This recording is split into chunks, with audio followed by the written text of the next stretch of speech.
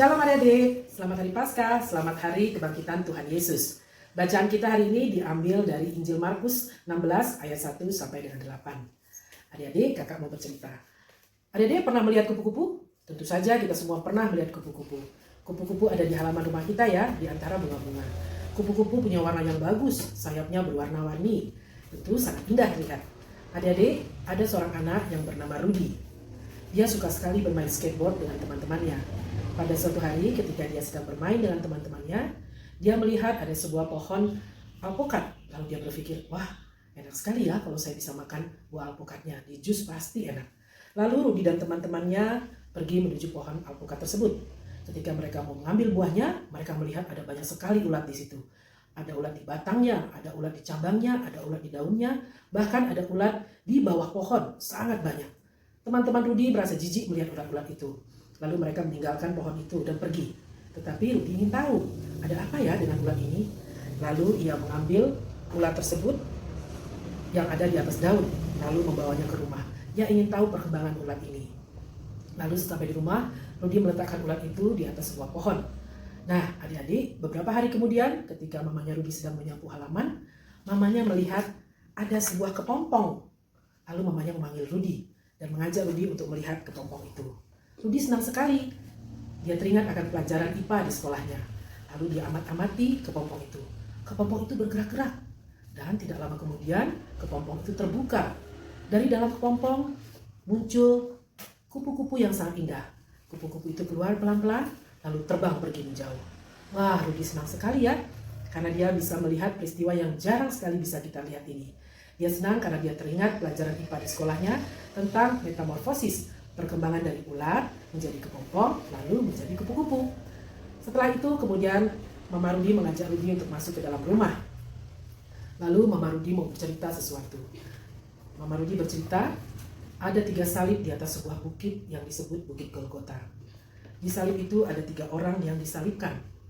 2 orang itu di sebelah kiri dan kanan adalah orang yang berdosa, sama seperti kita.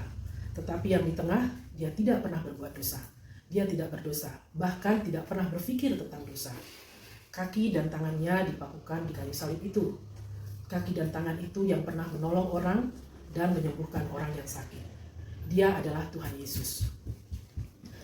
Adik-adik, Tuhan Yesus tidak berdosa, tapi kenapa ya ia harus disalibkan? Tuhan Yesus rela disalibkan karena ia mengasihi kita. Ia mau menyelamatkan kita.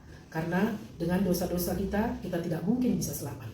Hanya melalui kematian Tuhan Yesus, maka dosa-dosa kita bisa dihapuskan. Tuhan Yesus rela mati di kayu salib. Ia menyerahkan nyawanya kepada Allah. Adik-adik, ada murid-murid Tuhan Yesus yang mengasihinya, yang lalu melihat ketika Tuhan Yesus sudah mati, mereka mau menurunkan Tuhan Yesus dari salib itu. Ketika sudah diturunkan, mereka lalu menutupi tubuh Tuhan Yesus dengan kain kafan. Dan mereka menguburkan Tuhan Yesus di dalam kubur batu. Adik-adik, mereka sangat mengasihi Tuhan Yesus dan mereka sedih karena Tuhan Yesus meninggal. Tetapi apakah benar-benar Tuhan Yesus meninggal untuk selamanya? Tentu saja tidak. Tuhan Yesus tidak mati untuk selamanya. Pada hari yang ketiga setelah kematiannya, Tuhan Yesus bangkit dari kematian. Tuhan Yesus hidup. Tuhan Yesus mengalahkan maut.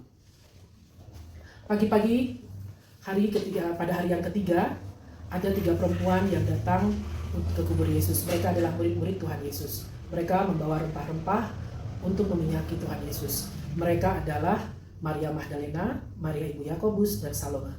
Tetapi mereka sungguh kaget ketika mereka tiba di gua kubur itu. Mereka melihat batu penutupnya sudah terbuka. Lalu mereka masuk ke dalam. Dan di dalam mereka bertemu dengan malaikat yang berkata kepada mereka bahwa Tuhan Yesus telah bangkit. Tuhan Yesus tidak ada lagi di dalam kubur itu. Mereka tentu saja terkejut. Lalu mereka segera pergi dan menceritakan hal itu kepada murid-murid Tuhan Yesus yang lainnya. Mendengar cerita ketiga perempuan itu, Petrus dan Yohanes segera berlari menuju kubur Tuhan Yesus. Dan mereka melihat bahwa memang Tuhan Yesus sudah tidak ada lagi di dalam kubur itu. Kubur itu sudah terbuka dan kosong. Adik-adik, nantinya Tuhan Yesus juga akan menampakkan dirinya kepada murid-muridnya yang lain. Hal ini membuktikan bahwa Tuhan Yesus tidak mati untuk selamanya.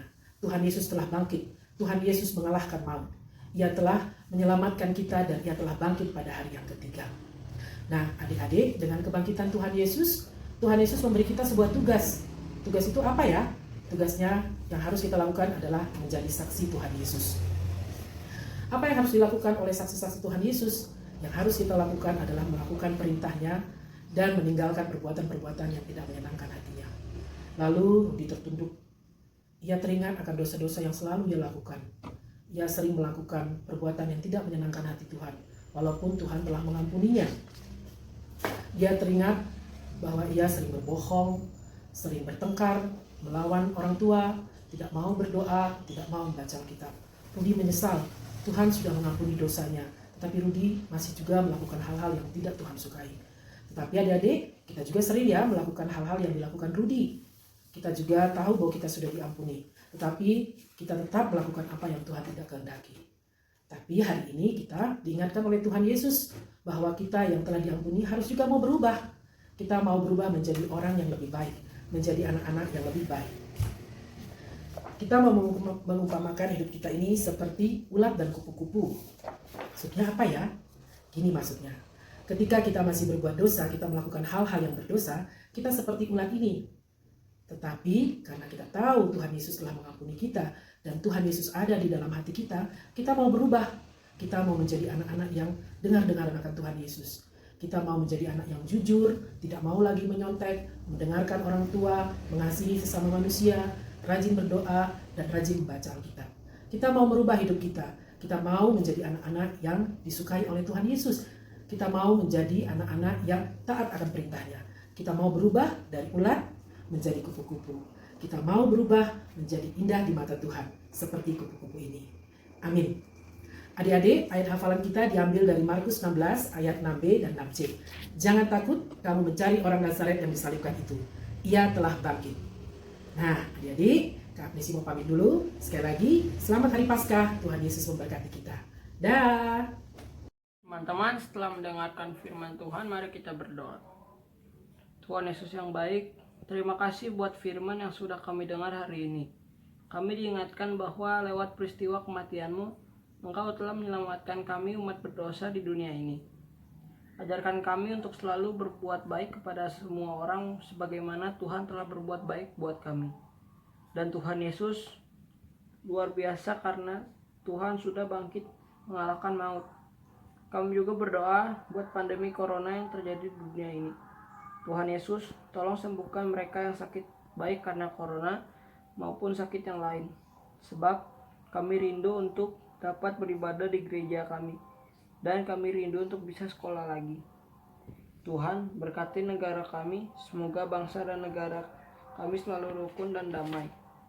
Kami juga berdoa buat orang tua kami, semoga mereka selalu sehat dan berkati pekerjaan mereka. Inilah doa kami dan kami alaskan di dalam nama Yesus yang telah mengajarkan kami berdoa. Bapa kami yang ada di dalam surga, dikuduskanlah nama-Mu, datanglah kerajaan-Mu, jadilah kehendak-Mu di bumi seperti dalam surga. Berilah kami hari ini makan kami yang secukupnya, dan ampunilah kami akan kesalahan kami, seperti kami juga mengampuni orang yang bersalah kepada kami. Dan janganlah membawa kami dalam pencobaan, tetapi lepaskanlah kami daripada yang jahat. Karena Engkaulah yang mempunyai kerajaan dan kuasa dan kemuliaan sampai selamanya.